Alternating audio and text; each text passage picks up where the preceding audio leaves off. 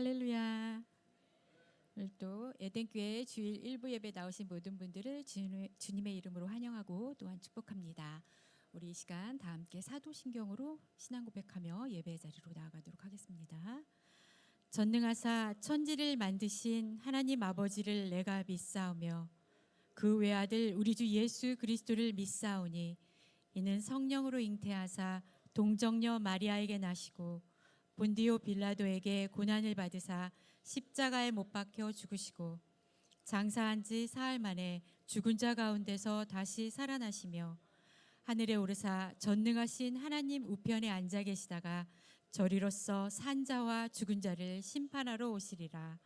성령을 믿사오며 거룩한 공회와 성도가 서로 교통하는 것과 죄를 사하여 주시는 것과 몸이 다시 사는 것과 영원히 사는 것을 믿사옵나이다.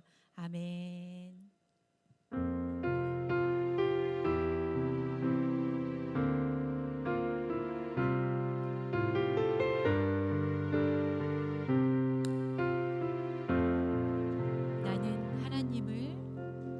나는 하나님을 예배하는 예배자입니다.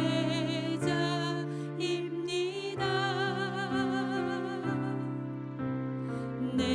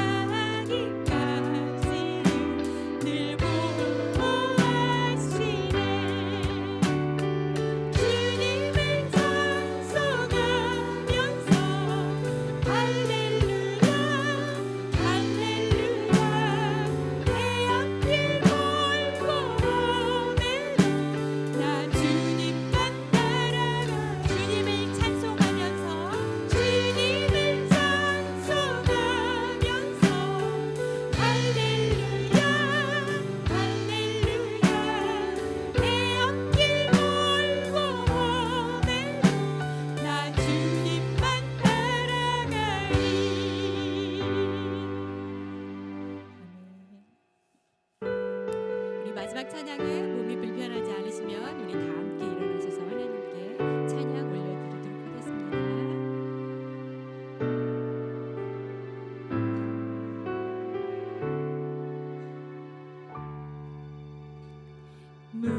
무명이어도 공허하지 않은 것은 예수 안에 난 만족함이라. 가난하여도 부족하지 않은 것은 예수 안에 오직 나는 부요함이라. 고난 중에도 견뎌낼 수 있는 것은 주의 계획 믿기 때문이라. 실패하여도 일어설 수 있는 것은 예수 안에 오직 나는 승리함이라. 난 예수로 충만하네. 난 예수로 충만하네. 난 예수로 충만하네. 영원한 왕 내 안에 살아계시네. 내 몸이 약해도 낙심하지 않는 것은 예수 안에 난 완전함이라. 화려한 세상 부럽지 않은 것은 난 예수로 충만함이라. 난 예수로 충만하네. 세상 모든 것들도 부럽지 않네. 난 예수로 충만하네. 영원한 왕 내 안에 살아계신. 난 예수로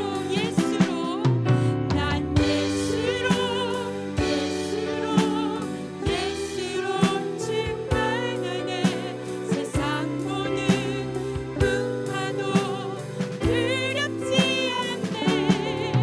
난 예수로 충만하네. 영원한 왕 내 안에 살아계시네. 영원한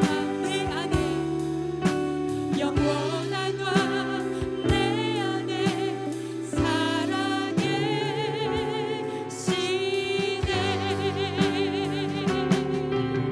우리 다 함께 자리에 앉으셔서 이 시간 우리 다 함께 예배를 위해서 통성으로 또는 묵상으로 함께 기도할 걸 소망합니다. 우리가 부르신 찬양처럼 우리의 주인 되신 예수님께서 우리가 예배자로 우리를 부르셨습니다. 이 예배를 통하여 우리가 하나님을 만나기를 간절히 소망합니다. 우리 다 함께 기도하시겠습니다.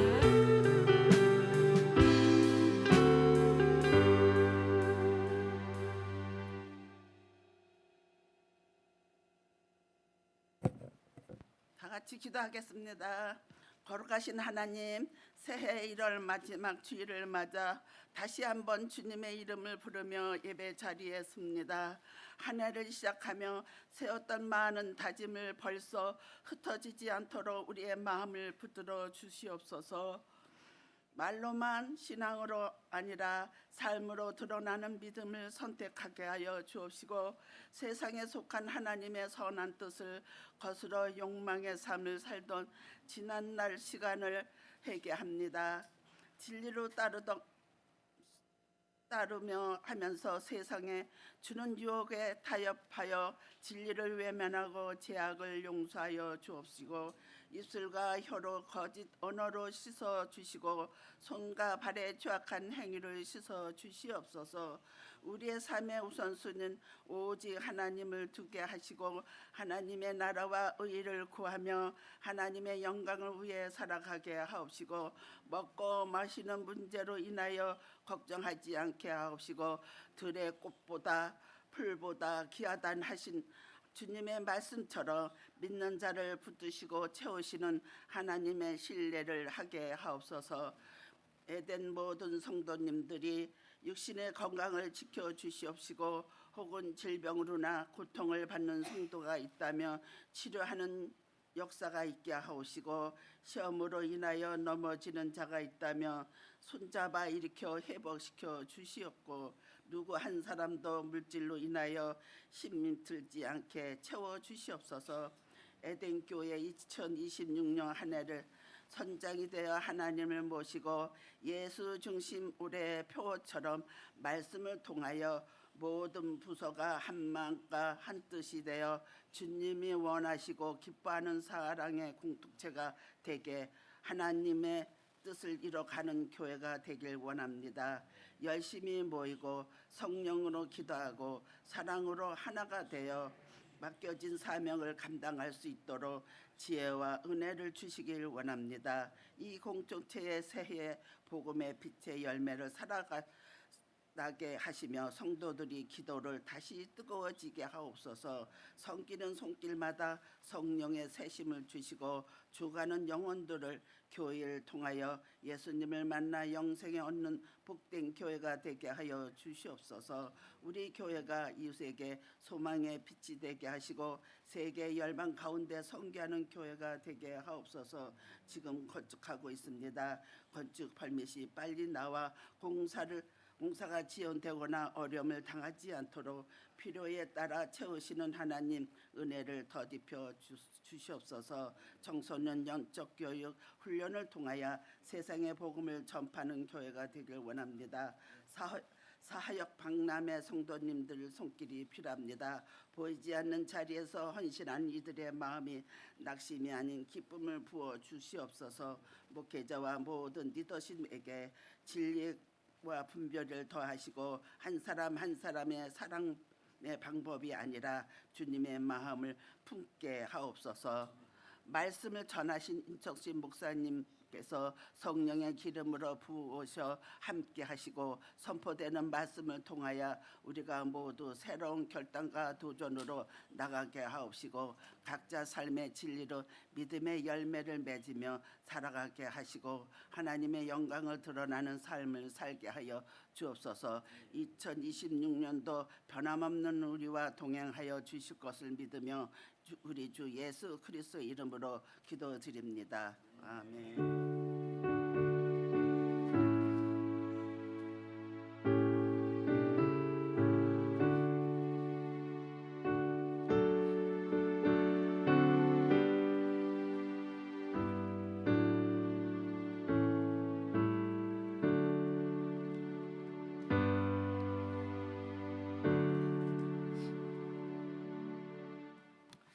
할렐루야. 아멘. 예, 오늘도 하나님께서 저희들을 축복해 주시고 또 사랑해 주십니다. 오늘 하나님 말씀 듣기 전에 또 교회 소식 함께 나누는 시간 되겠습니다. 우리 예배 광고 나누기 전에 교회를 방문해 주신 분이 있는데 우리 강태영, 우리 노수민 성도님 방문해 주셨습니다. 어디 계십니까? 박수로 환영하겠습니다. 반갑습니다.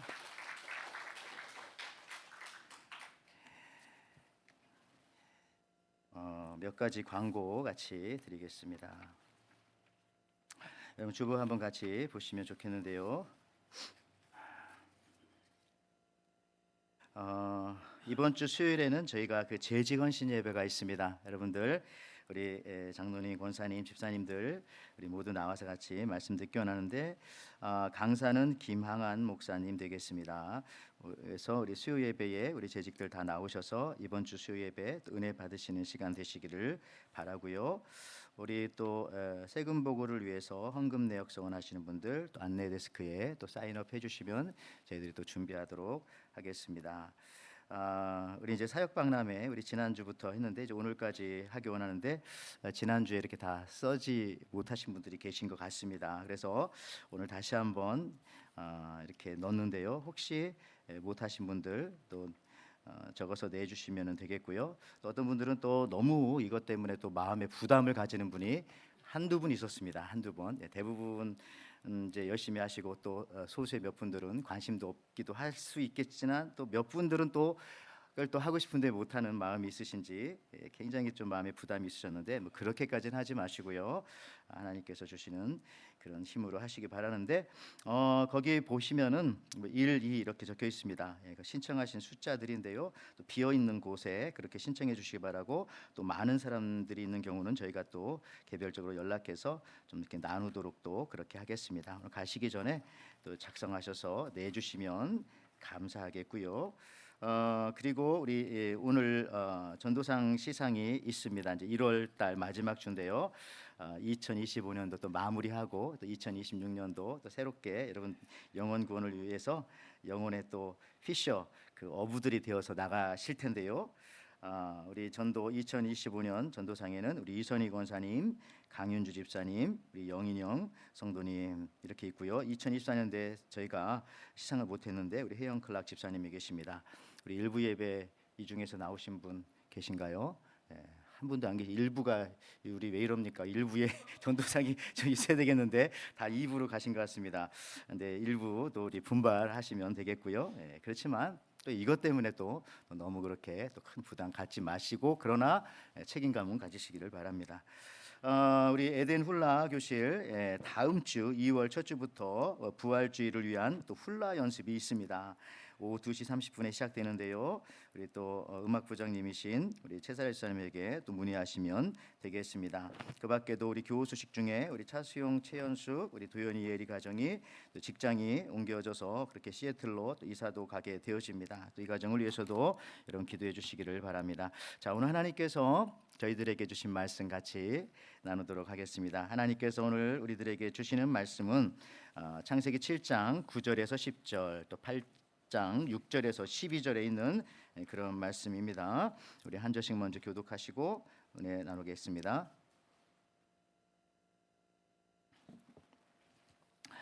하나님이 노아에게 명하신 대로 암수 둘씩 노아에게 나와 방주로 들어갔으며 40일을 지나서 노아가 그 방주에 낸 창문을 열고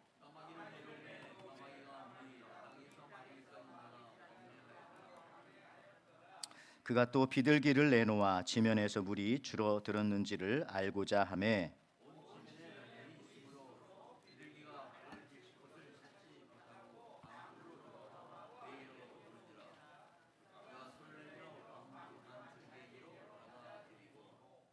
또 7일을 기다려 다시 비둘기를 방주에서 내놓음에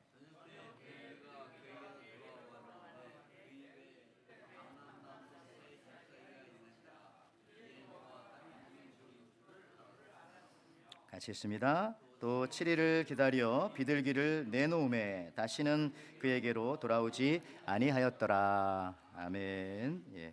자, 오늘 하나님께서 우리들에게 주시는 말씀 창세기 7장 9절에서 10절 그리고 8장 6절에서 12절 말씀 가지고 무엇이 방주의 중심을 잡았나요? 이런 제목으로 같이 은혜를 나누고자 합니다. 우리 말씀 듣기 전에 우리 옆 사람 또 뒷사람 앞사람과 같이 한번 인사하겠습니다. 우리 예수 중심으로 삽시다. 같이 인사하겠어요. 자,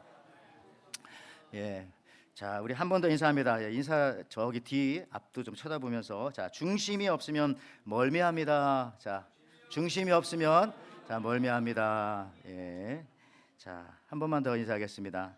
자, 자주 보면 반갑습니다.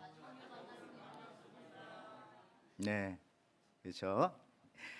여러분 그 칸트라는 철학자 있었죠. 하나님 존재 증명 이론을 그가 시도했고 그가 내린 결론은 이겁니다. 인간의 머리로는 신의 존재를 증명할 수 없다. 그래서 이 칸트 이후로는 신 존재 증명을 거의 아무도 시도하지 않았습니다. 어떻게 그렇게 됐냐면은 이 칸트라는 분이요 이런 경험이 있었어요. 똑똑한 사람인데 하루는 자기 집 처마 밑에 제비가 집을 짓는 것을 보았습니다. 근데 제비가 어느 가문 해에 5개의 알을 낳은 걸 봤거든요. 그런데 2개의 알을 떨어뜨리는 겁니다. 알 2개가 그래서 사라져 버렸어요.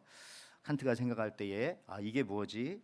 칸트는 생각했습니다. 생각에 그 해가 가물어서 5마리를 다 키울 수가 없어서 5마리를 다 죽이느니 2마리를 먼저 알에서 태어나기 전에 없게 하고 3마리를 살리려고 하는 거구나. 거기서 이제 칸트가 자기가 생각했지만 깜짝 놀란 겁니다. 왜 제비가 언제 이걸 알게 되었나? 제비가 수학을 배웠나?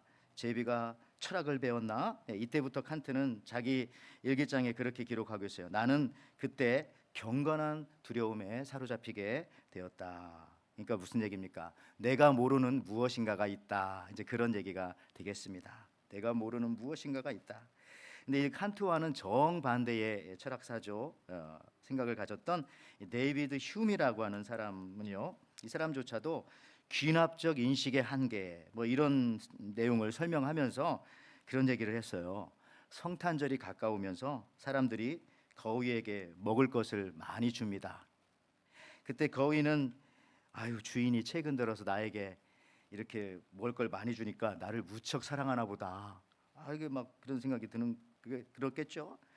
그런데 얼마 안 지나 가지고 성탄절 밥상에 그 거위가 요리가 되어서 올라옵니다. 우리 성도 여러분, 우리가 풀 수 없는 것들이 이 땅에는 수없이 많습니다. 그러니까 인간의 지혜로 알 수 있는 것이 얼마나 될까?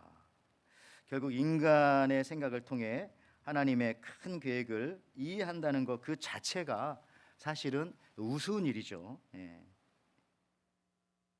그러니까 이게 인간 스스로는 중심을 잡을 수가 없다는 겁니다. 인간 스스로는 1960년대 한국 시골에 그때만 하더라도 이제 의사들이 가끔 시골 의사님들께서 왕진을 나오는 그런 의사들이 있었어요. 그렇죠? 그래서 어느 시골 마을에 한 부인이 깜깜한 밤에 갑자기 배가 아파가지고 밤중에 남편이 의사를 불러왔습니다. 의사가 먼저 방에 들어가더니 문을 닫더니 조금 후에 문을 빼꼼히 열고 하는 말이 그 남편에게 단단한 칼 좀 빨리 달라고. 잠시 후엔 또 문을 열더니 망치 좀 빨리 달라고. 좀 이따 또 문을 열더니 이번에 쇠톱을 좀 있냐고 빨리 좀 달라고. 남편의 얼굴이 점점 새파랗게 겁에 질렸습니다. 아유 선생님 무슨 일입니까 도대체? 지금 왜 그럽니까? 그랬더니 의사가 하는 말이 아유 지금 내 왕진 가방이 안 열려가지고 그 가방을 여는 데 필요. 얼마나 놀랐겠어요. 여러분 이처럼 사람의 인식 체계는 굉장히 불완전합니다. 안 보이는 것은 알 수가 없어요. 그래서 우리는 창조주 하나님을 알아야 하고 구원자이신 예수님을 알아야 하고 지금도 우리에게 생명을 계속해서 공급해 주시는 성령 하나님을 믿고 의지해야 한다는 것입니다. 근데 이 모든 것을 한꺼번에 알게 되어지고 경험하게 되어지고 접촉하게 되어지는 것이 무엇이냐? 바로 여러분 지금 하나님 앞에 하고 있는 이 모습 바로 예배라는 겁니다. 예배 안에 우리 성부 하나님께서 예배를 받으시고 우리가 성자 예수님의 구원의 은혜를 우리가 감격하고 성령님께서 이 시간도 여러분의 몸과 마음과 심령 속에 계속해서 좋은 것들을 공급해 주시고 있습니다. 그래서 우리가 이 땅을 살면서 중심을 잡아야 할 때 가장 좋은 것이 무엇이냐면 바로 예배다라는 것이에요. 예배. 그렇죠? 그러니까 오늘 본문 여러분 같이 읽은 창세기 7장의 이야기는 7장만 딱 보면 안 되고 그 앞에 6장부터 한번 거슬러 올라가 보면 좀 이해하기가 쉽습니다. 노아의 이야기인데요. 하나님께서 인간을 지으심을 후회하셨다고 말씀하셨습니다. 창세기 6장 5절과 7절 앞부분입니다. 여호와께서 사람의 죄악이 세상에 가득함과 그의 마음으로 생각하는 모든 계획이 항상 악할 뿐임을 보시고 땅 위에 사람 지으셨음을 한탄하사 마음에 근심하시고 이르시되 내가 창조한 사람을 내가 지면에서 쓸어버리되 사람으로부터 가축과 기는 것과 공중의 새까지 그리하리니. 여러분 그리하여서 하나님은요 이제 결단하신 것이죠. 하나님과 동행했기에 의롭다 칭함을 받았던 노아에게만 하나님께서 방주를 만들라고 그렇게 말씀을 하셨습니다. 창세기 6장 14절이죠. 너는 잣나무로 너를 위하여 방주를 짓되 그 안에 칸들을 막고 역청으로 그 안팎을 칠하라. 이때 노아가 이제 560세 되는 나이인데 120년간 8명의 식구가 온 가족의 힘을 합해서 이제 방주를 완성하게 되어집니다. 드디어 창세기 7장 1절에 여호와께서 노아에게 이르시되 너와 네 온 집은 방주로 들어가라. 이 세대에 내가 내 앞에서 의로움을 내가 보았음이라. 그렇죠? 그 짐승들을 또 방주에 태우라고 말씀하십니다. 창세기 7장 2절에서 3절 너는 모든 정결한 짐승 암수 7씩 부정한 것은 암수 2씩 내게로 데려오며 공중의 새도 암수 7씩을 데려와 그 씨를 온 지면에 유전하게 하라. 그리고 그 다음이 중요합니다. 이게 오늘 저희 설교의 가장 중요한 부분이고 여러분들에게 말씀드리려고 하는 반대 창세기 7장 4절 5절입니다. 자, 지금부터 7일이면 내가 40주야를 땅에 비를 내려 내가 지은 모든 생물을 지면에서 쓸어버리리라. 노아가 여호와께서 자기에게 명하신 대로 다 준행하였더라. 그죠? 여기 7 days from now. 여러분들 하나님께서 홍수를 세상을 심판하기 위해서 보내실 때에 7일 전에 통보하신 거예요. 7일 전에. 갑자기 내일 이거 아닙니다. 7일 전에. 7일이 바로 어떻게 보면 마지막 그 기간인 것이죠. 그러니까 7일 동안 아주 중요합니다. 그래서 창세기 7장 9절 10절에도요 이런 말씀하세요. 하나님이 노아에게 명하신 대로 암수 2씩 노아에게 나와 방주로 들어갔으며 여기 또 나오네요. 7일 후에 홍수가 땅에 덮이니. 그러니까 7일 7 days를 아주 강조합니다. 여러분 심판전 최종 통보가 7일 전에 있었다. 그래서 여러분 우리가 주일 예배를 하여튼 7일마다 드려요. 7일마다 강조하십니다. 이게 중요합니다. 여러분 2026년도 이 예배가 무너지면 이게 다 무너지게 되어지는데 왜냐하면은 중심이 무너지는 것이니까요. 다른 것은 모르지만 여러분 이렇게 7일 동안 드리는 이 예배 이거는 여러분 정말 꼭 지키시기를 바랍니다. 이것은 예배를 정말 목숨만큼 소중하게 지키면 좋겠습니다. 왜냐하면 이런 생각하죠. 이것조차 무너지면 난 진짜 다 무너질 수도 있다. 마지막 경고의 시간을 여러분 7일이라고 그렇게 말씀하십니다. 그러니까 이제 우리가 예배를 하나님 앞에 경배드리고 올려드리는 게 가장 첫 번째지만은 또 한편으로는 건강 검진 하듯이 예배 드리는 부분도 없지 않아 있어야 됩니다. 골든 타임이란 말이 있잖아요. 심장마비는 4분이 골든 타임이고 중증 외상 환자니까 큰 교통사고나 이런 걸로 부상당하신 분들은 1시간 이내가 골든 타임이에요. 그거 놓치면 안 되는 겁니다. 심근경색이라든지 뇌졸중은 3시간이 골든 타임입니다. 여러분들, 그러니까 이제 이 증상이 발생했을 때 뇌졸중이나 우리 어르신들도 계시고 여기 많은 분들 계시지만은 증상 발생 후 3시간 이내에 병원에 도착해서 혈전 용해제 그 투여 받아야 괜찮은 겁니다. 이와 마찬가지로 우리도 보면은 신앙생활하다 보면 이게 영적으로 우리 성도들도 그렇지만 영적으로 심장마비 걸릴 수도 있고요. 영적인 겁니다. 영적으로 막 외상을 입을 수도 있어요. 심하게 외상을 입을 수도 있고 영적으로 뇌졸중에 걸릴 경우도 있는 것입니다. 그럴 때 골든 타임이 바로 이 7일이구나. 7일. 그런데 7일이 뭡니까? 우리 주일 예배 드리는 거, 예배 드리는 이것을 우리 장로교에서는 주일 성수라고 하죠. 주일 성수. 5대 5가지 꼭 지켜야 할 것 중에 하나인데 주일 성수. 그러니 여러분 주일 지키는 것은 매우 매우 중요한 일이고요. 특히 영적인 생명과 관련이 있다라는 사실들을 우리가 정말 잊어서는 안 될 겁니다. 그런데 오늘 뒷부분은요. 홍수 이후에 또 시간을 말씀하시는데요. 자, 40일간 비가 내리고 지하수가 막 터졌습니다. 온 지구가 이제 물덩이가 됐습니다. 아무도 살아남지 못했고요. 물고기들만 이제 살아남게 되는데요. 자, 여기 4가지가 나오는데 40일간 밤낮으로 오던 비가 그런데 멈춰지게 되었습니다. 그러나 비는 멈췄지만 150일 동안은 창일하게 딱 이렇게 뒤덮고 있었고요. 저 노아의 방주가 아라랏산에 머무르게 되어집니다. 지금의 터키 어느 부분이지 않을까 생각합니다만은 창세기 8장 4절에 그리고 나서 40일이 지났을 때요. 예, 그게 창세기 8장 6절입니다. 자, 40일이 지나서 노아가 그 방주에 지은 창을 열고 그리고 먼저 까마귀를 내보냅니다. 까마귀를. 예, 그런데 돌아오지 않는 거예요. 왜냐하면은 까마귀는 썩은 고기를 먹고 살기 때문에 돌아오지 않는 거예요. 까마귀는. 여러분, 지난주에 세상에 갔다가 아직도 돌아오지 않는 까마귀가 혹시는 있지 않을까. 또 그분들한테 까마귀라고 하면 큰일 납니다. 그렇지만은 또 스스로 한번 생각해 보는 것이죠. 왜냐하면은 세상에 지금 먹을 게 있거든요. 근데 그것은 좋은 것이 아니라 썩은 겁니다. 여러분들, 그런데 이번에는 또 비둘기를 내보냅니다. 그랬더니 처음에 보니까 접촉할 곳을 찾지 못하고 돌아왔다. 이게 참 좋은 거예요.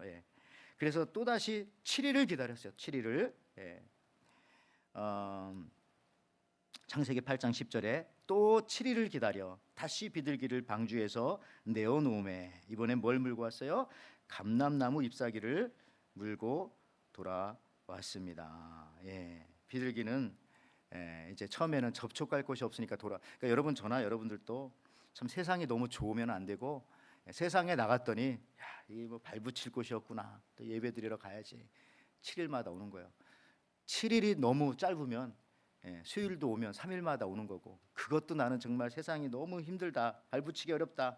매일 새벽 예배 나오시면 되는 거예요. 매일매일 회복되는 건데, 자, 창세기 8장 12절에 또 7일을 기다려, 또 7일을 비둘기를 내놓음에 다시는 그에게로 돌아오지 아니하였더라. 그러니까 여러분, 이게 무슨 얘기냐면 이거는 7일마다 계속 하나님 앞에, 적어도 앨리스트 7일마다 하나님 앞에 예배 드리다 보면은 그 지나가는 시간이 있으면 언젠가는 우리가 하나님의 나라에 영원히 가지 않겠느냐라고 하는 그런 말씀이 되겠습니다.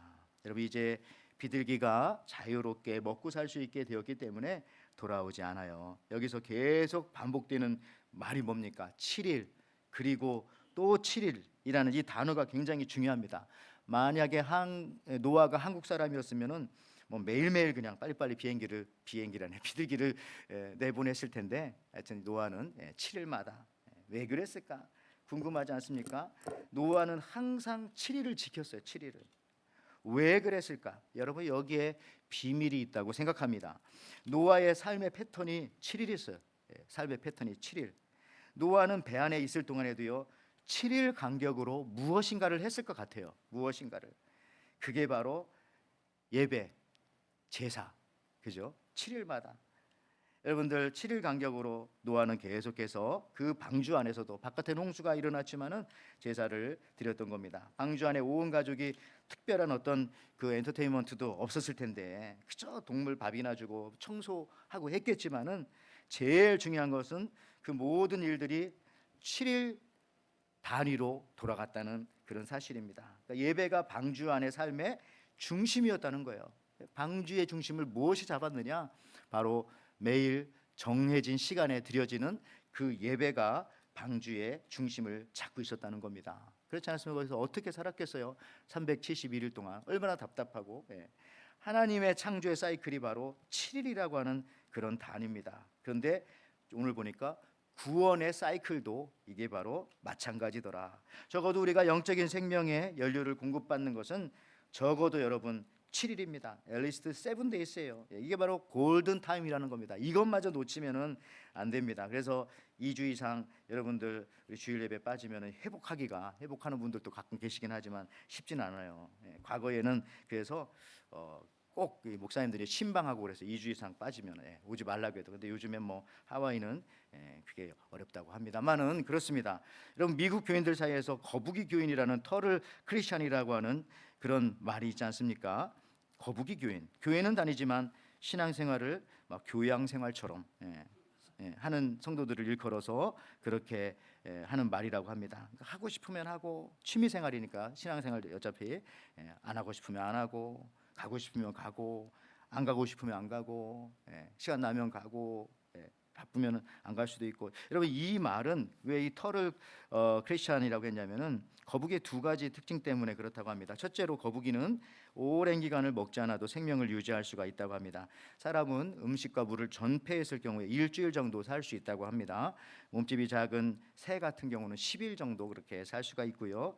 강아지는 한 20일 정도 그렇게 살 수 있다고 합니다. 그런데 신준 대사율이 제일 낮은 동물 중에 하나인 거북이는 아무것도 안 먹고도 500일을 그렇게 살 수가 있어요. 그래서 영의 양식인 하나님의 말씀을 거북이처럼 거의 먹지 않아도 그냥 살아갈 수 있는 것 같은 그런 모습을 보이는 교인들을 일컬어서 뭐 터를 크리스찬이다 이렇게 말한대요.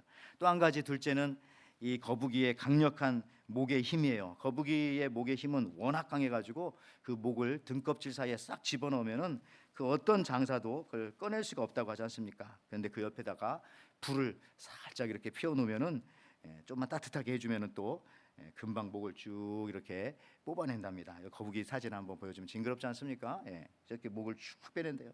거북이의 이런 모습을 이렇게 또 어떤 사람은 설명하더라고요. 자기 입맛에 맞는 설교를 하는 교회를 찾아다니고 복음과 헌신에 대해서는 무관심한 일부 성도들의 모습이 바로 저 거북이의 목을 빼는 모습이 아닌가. 설교 중에도 예화나 농담이나 이런 얘기하면 목이 쭉 나오지만 갑자기 성경을 보겠습니다 그러면 또 목이 쑥 들어가거나 그렇게 후여지는 것은 아닌가. 그렇지만 우리는 거북이가 아니에요. 우리는 그렇죠? 우리는 거북이가 아닙니다. 우리는 하나님의 자녀로서 이 믿음의 사이클 최소 단위 7일이고요.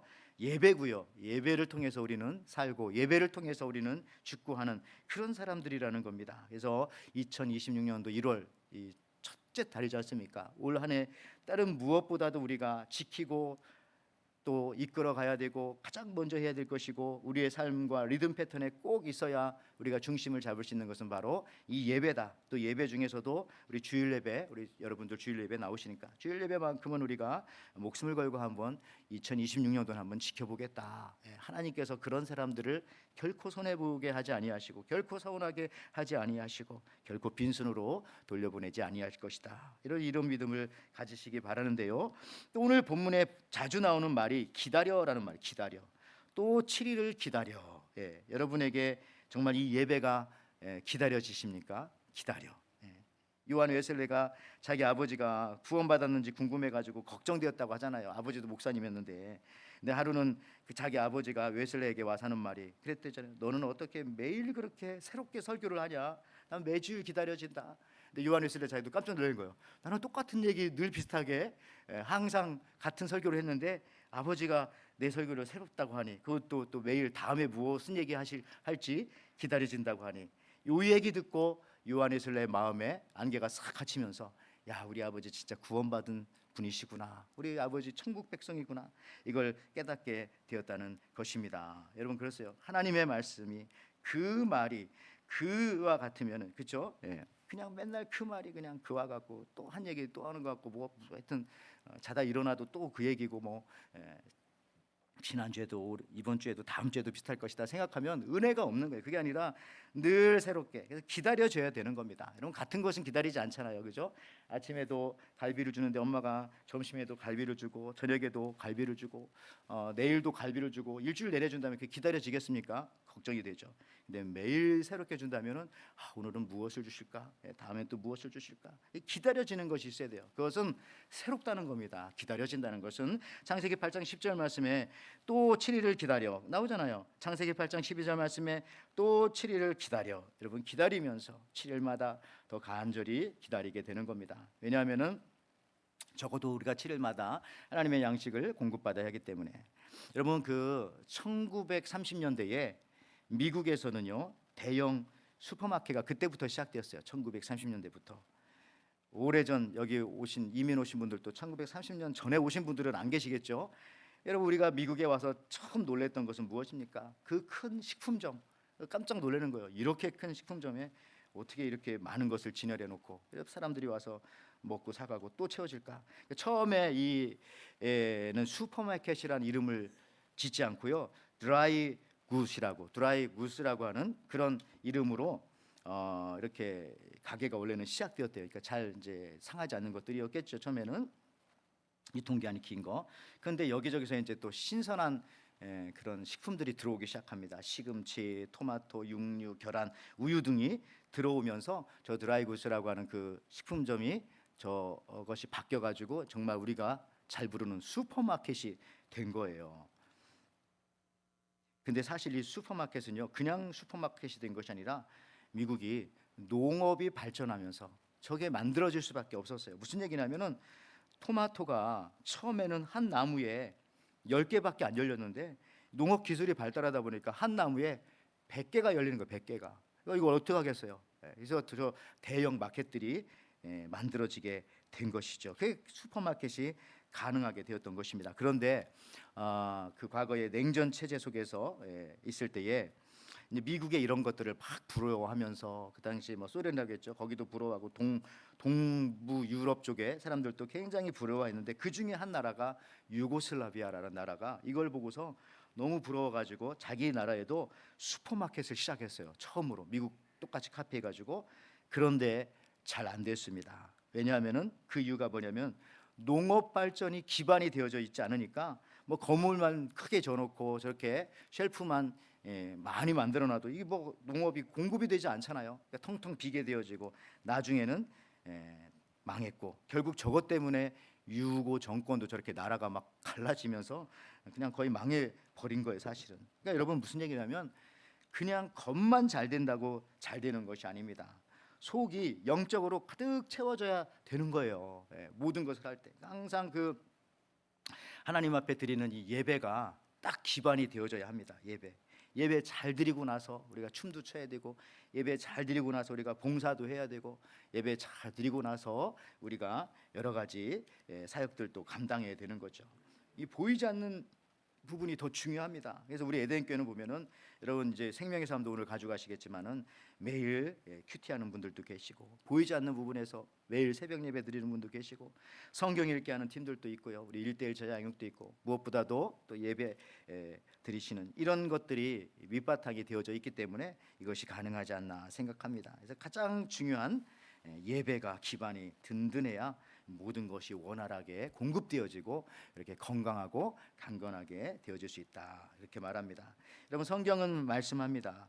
인간과 동물의 가장 큰 차이가 무엇이냐면은 예배라는 거예요. 동물들은 예배를 드릴 수가 없어요. 여러분 동물을 키우시는 분들도 여기 많이 계실 텐데요. 동물을 키우다 보면 동물도 뭔가 있긴 있어요. 그 안에 가장 충성스러운, 여러분 뭐 한국에 보면 진돗개 같은 경우는 주인을 지키기 위해서 불났는데 뭐 털에 물을 묻히고 와서 막 그 주위에 끄고 뭐 그런 얘기들 많이 있는 거.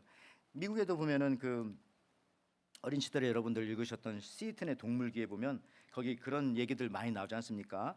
이리왕 로보가 있는데 그 로보가 자기 부인 블랑카를 미끼로 이제 어떤 그 사냥꾼이 블랑카를 미끼로 로보를 잡으려고 할 때 그를 다 알면서 늑대, 저 수컷 남편 늑대가 이 자기 부인 블랑카 암 늑대를 구하기 위해서 죽을 것을 알면서도 그렇게 간다는 사실들, 그런 걸 보면서 저 책을 읽으면서 얼마나 감동합니까? 그래서 야, 정말 늑대도 사람과 거의 똑같네, 이런 생각을 하게 될 때가 있어요. 물론 저기 약간 소설적인 내용도 있고 뭐 진실적인 내용도 같이 들어있겠지만요.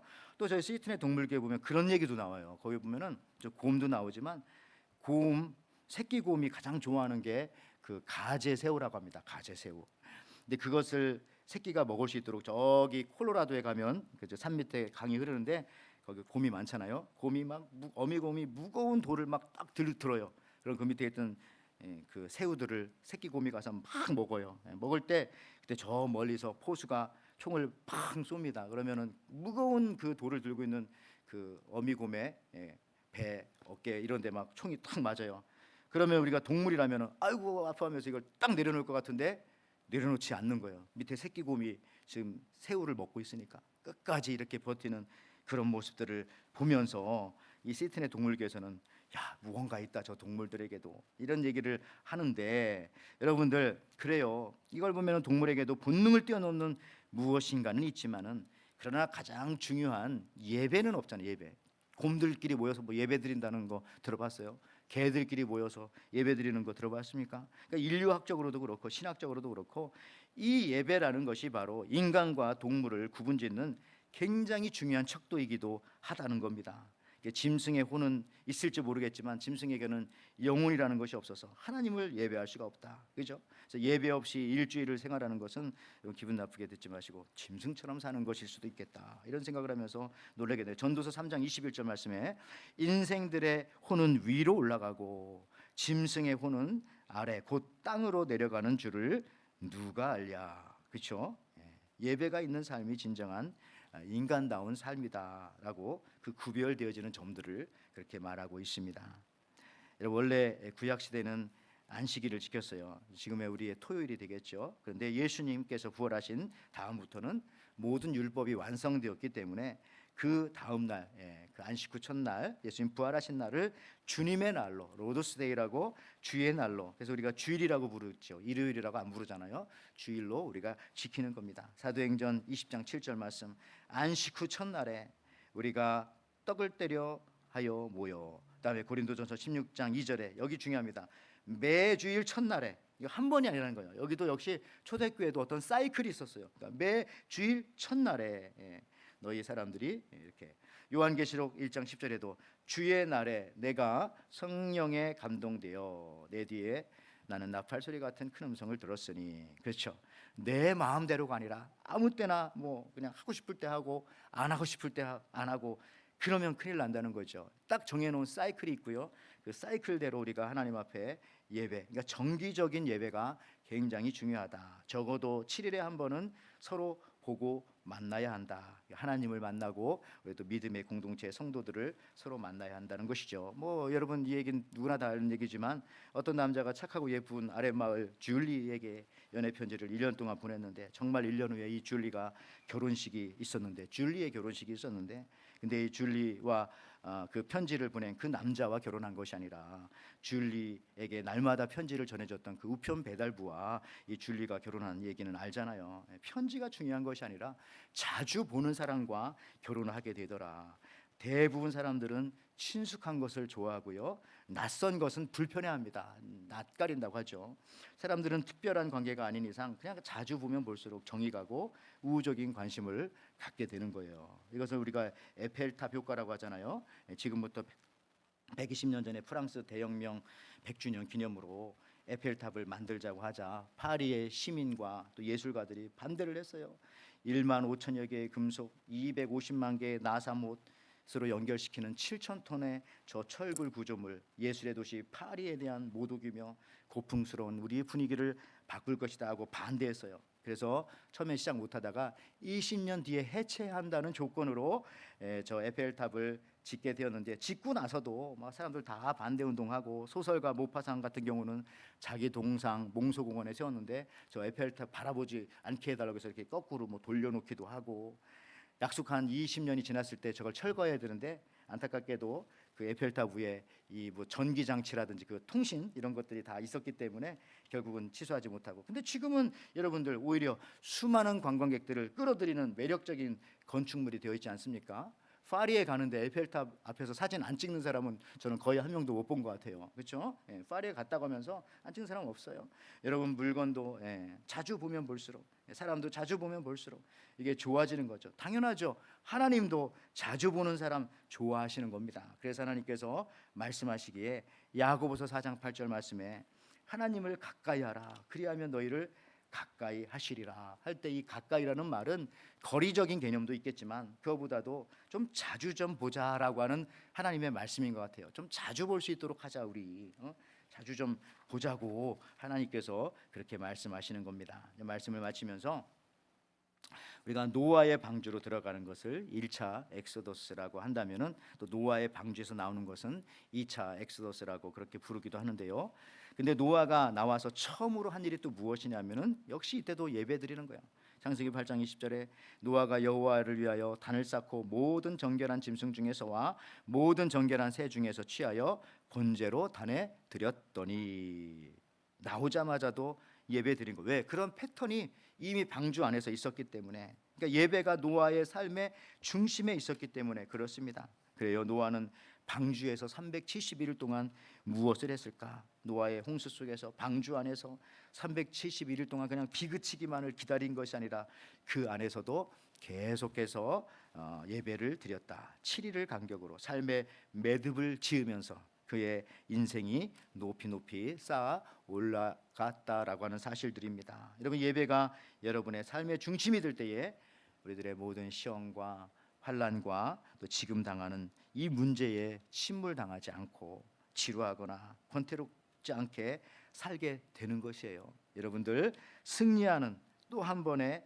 여러분 7일이 되기를 바라며 여러분들 비둘기처럼 갔다가 돌아오시기 바랍니다. 까마귀처럼 그냥 안 오면 안 됩니다. 어쨌든 시간에 승리하는 또 한 번의 7일이 되기를 주님의 이름으로 축원을 드립니다. 아멘.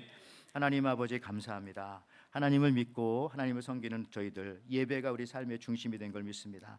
노아의 방주가 흔들리지 않고 끝까지 그 모든 식구들을 구출해내고 구원해낼 수 있었던 것은 그 안에서도 계속해서 7일 간격으로 하나님 앞에 중심적으로 예배드리는 것이 있었기 때문인 걸 압니다. 저희들도 우리의 삶이 흔들리지 않고 물속에 침몰당하지 않고 난파되지 않기 위해서 예배가 우리의 삶의 중심이 되게 하나님 인도하여 주시옵소서. 감사드리며 예수님의 이름으로 기도하옵나이다. 아멘. 자, 우리 하나님 앞에 또 찬양 드리면서 준비하신 예물 드리겠습니다. 찬송가 29장입니다.